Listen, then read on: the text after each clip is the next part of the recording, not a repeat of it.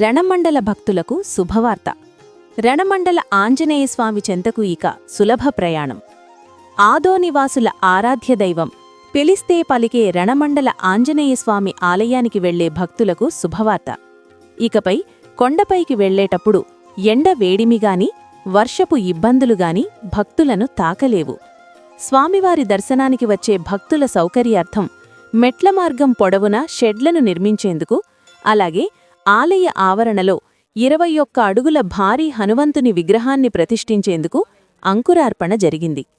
తండ్రిపై ప్రేమ, దైవంపై భక్తితో ఆదోని షరాస్ బజార్కు చెందిన Manikanta fancy store యజమాని మణికంఠ ఈ గొప్ప కార్యానికి పూనుకున్నారు.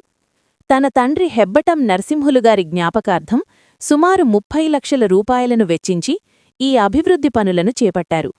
3 నెలల్లో ఈ నిర్మాణ పనులను పూర్తిచేసి భక్తులకు అందుబాటులోకి తీసుకురావాలని లక్ష్యంగా పెట్టుకున్నారు.